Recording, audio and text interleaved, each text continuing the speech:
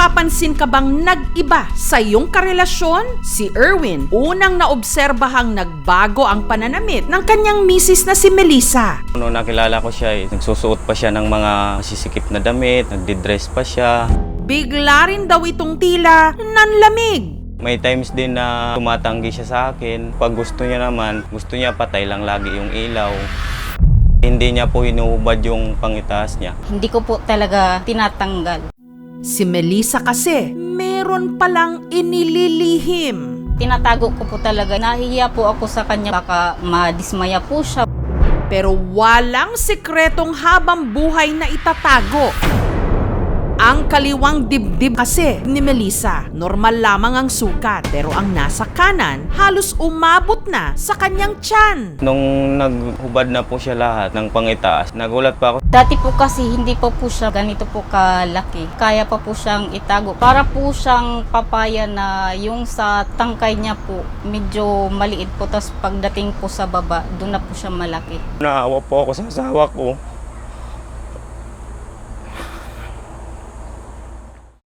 Sobrang nalulungkot po ako kasi medyo matagal-tagal din pong sinasarili ko yung nararamdaman ko. Ang ganito kabigat na problema, paano nila haharaping mag-asawa? Baka sa susunod na araw wala po ako bigla.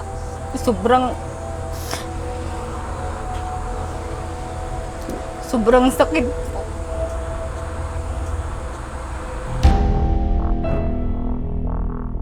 Dito sa Valenzuela City, ipinakita sa amin ni Melissa ang dati niyang mga damit. Ito po yung dati ko pong sinusuot pero ngayon po yung masyado na po siyang halata po sa kabila kaya tinatabi ko na lang. Ito po yata yung mga siya, ganyan po. Pero ngayon hindi ko na po siya sinusuot kasi kita po yung niya, yung dibdib niya. Sobrang nakakahiya na po sa kaya tambak na lang po. Dati po, yung mga medium size ko na t-shirt sinusuot ko kadalasan po. Ngayon po nasa large, extra large na po. Hirap din daw siyang makahanap ng angkop sa kanyang sukat na bra. Ito lang po yung na kasya po sa akin. Pag napupunta po siya dito lahat. Kaya parang oras-oras po ko siya inaayos po. Ito naman po, ko lang po ito, pang alis. Importante po kasi na may wire para mataas po siya. Doon po ako bumibili kadalasan sa ukay-ukay po kasi malalaki po yung size nila doon. Dati po, yung bra ko nasa 32 lang. Yung 38 nga po, hindi ko po kung kasya po talaga siya kasi pag sinusuot ko siya, malaki dito tsaka maliit dito. Madalang na rin daw siyang lumabas ng bahay. May tuwalya po akong nakalagay dito para hindi po mahalata. Nararamdaman ko po na nakatingin po sa akin yung mga tao. Parang ako yung pinag-uusapan. Napapansin na namin na tahimik siya. Siguro po talagang mahihain lang po si Ate Melissa. Sa bigat ng isa niyang hinaharap, madalas din daw siyang mangalay. Pag nagpapakarga yung anak ko, dito lang po. Pero pag nangangalay na po, inaangat ko po yung isa para makarga ko po siya dito sa kabila. At kapag siya'y dinadatnan, sumasakit po siya, lalo na po pag pagod po ako, kumikirot po siya, lalong-lalo na po pag gabi. meron din daw siyang nakakapangbukol dito. Hindi ko lang po matukoy kung ilan po, pero para kasing magkakabit-kabit. Pero ang ikinababahala niya, ang pagsirit ng kung anong likido sa isa niyang dibdib.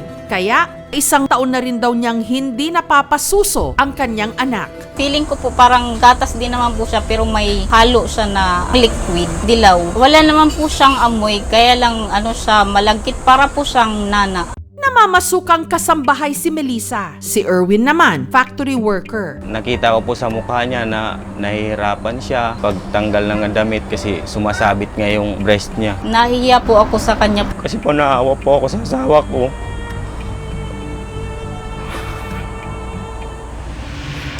Nagsimula raw ang lahat nung dalaga pa si Melissa. Nung high school, napansin ko na po na hindi po pantay yung dibdib ko. Sabi lang po ng nanay ko, natural po yan kasi nagdadalaga nga po. Yung mga kabataan ko pa po, mahilig po kasi yung mga bata na magharot-harot. Naaalala ko po na parang nasipa po or nasuntok. Pero hindi siya nagpatingin sa espesyalista, sa halip sa albularyo. Sabi niya sa matres, yung sakit mo. Sabi ko, bakit sa matres? Dito nga yung ano ko. Doon na po siya gumawa ng malaswa. Bakit ganun parang iba naman po yung yung ginawa niya po. Sobrang sakit po. Kasi yung nung time na yun, kala ko po, siya na po yung pag-asa ko po. Tapos, ganun po yung ginawa niya. Mula noon, si Melissa na trauma. Sinarili ang kanyang problema. Inilihim pati sa kanyang mister. Dati po kasi hindi pa po siya ganito po kalaki. Kaya pa po siyang itago. Kaya pag may nangyayari po sa amin noon, hindi ko po tinatanggal yung damit ko. Ngunit ang problema ni Melissa sa kanyang kanang dibdib, mas lumobo nung 2020. Nung nanganak po ako, nagsimula na siyang baba. Ngayon po, umabot na po siya sa pusod po. Baka may cancer po ako, baka balang araw po magsugat po, tapos di ko nakayanin yung sakit. Dun po, yun po yung kinakatakot ko. Kaya ipinagtapat na niya sa kanyang mister ang kanyang dinadala. Nagulat pa ako, pinapicturean niya po sa akin kasi po i-send sa KMGS. Napanood ko po kasi sa KMGS na may natulungan kayong katulad sa sakit ko. Naisip ko po kasi yung anak ko. Gusto ko po na maalagaan ko pa po siya ng matagal. Naisip ko po na baka sa susunod na araw wala po ako bigla. Sobrang sakit po. Sinamahan ng aming team sa National Kidney and Transplant Institute Breast Center si Melissa para sa kauna-unahang pagkakataon magpakonsulta sa isang surgical oncologist. Ayon kay Doktora Mercado, si Melissa posibleng may unilateral gigantomastia with phylloides tumor. Abnormal na paglaki ng isang side ng suso. Pwede rin ho siyang may kinalaman sa hormones, kaya po lumalaki siya kapag nagdadalaga yung pasyente o kaya naman after magbuntis or gestational gigantomastia. Base po dun sa ultrasound na nakita po natin, at ang primary consideration natin sa bukol na yon ay maari itong phylloides tumor. It's just a random mutation na nangyari sa suso niya. Unlike breast cancer na nagkakaroon siya ng bukol sa tubo, ang phylloides tumor, bukol po siya ng laman or background ng suso. May kalakihan siya. Para siyang kabit-kabit na mga bukol. Para malaman natin kung talagang phylloides siya at hindi naman breast cancer, ang kailangan po natin ay i-biopsy siya. Ina-advise po talaga namin na wag na muna magpadede doon sa side na yon, sa kabila na lang po talaga. Ayaw po sana natin na madede niya yung nipple discharge kasi may kahalo rin ho yung dugo paminsan-minsan. Safe naman po sa kabila.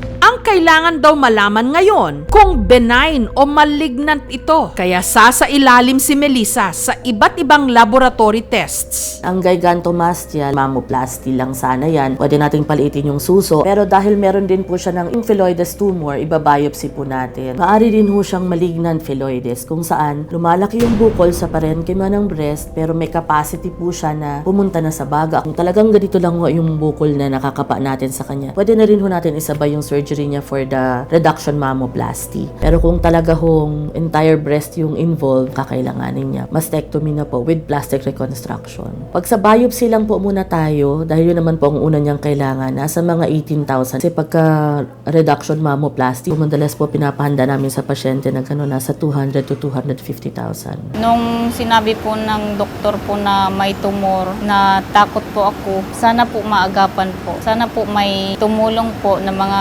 mabubuting puso. Ang lokal na pamahalaan ng Valenzuela City nagpaabot ng food packs at financial assistance. At para hindi mahirapan si Melissa sa kanyang mga damit panloob, ang City Social Welfare and Development ng Valenzuela City niregaluhan din siya ng mga bra. Nagbigay rin ang aming team ng pinansyal na tulong kay Melissa. Kung kayo po ay may follow-up check-up, meron po kaming staff na pwede pong sumama sa inyo para hindi po kayo mahirapan sa pagpunta sa ospital. Marami pong salamat po. Meron po tayong Valenzuela Medical Center. Meron po tayong mga espesyalistang doktor po doon na tumitingin po sa mga katulad ng case po ni Melissa. And pwede rin po silang i-refer sa private hospital. Marami sa mga sakit ng kababaihan sa suso, kailangan ipatingin agad. Hindi po natin siya kailangan itago or kahiya dahil madalas naman po wala sa mga ginawa, kinain or inugali natin ang naging dahilan bakit tayo nagkaroon nito. Pray lang po siya lagi. na sana po gumaling po siya. Sana po matulungan.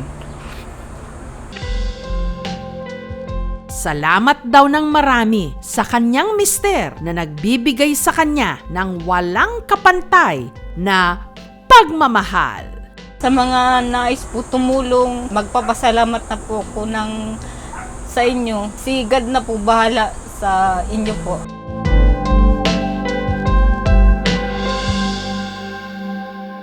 Thank you so much mga kapuso. Kung nagustuhan niyo po ang videong ito, subscribe na sa GMA Public Affairs YouTube channel. Don't forget to hit the bell button for our latest updates.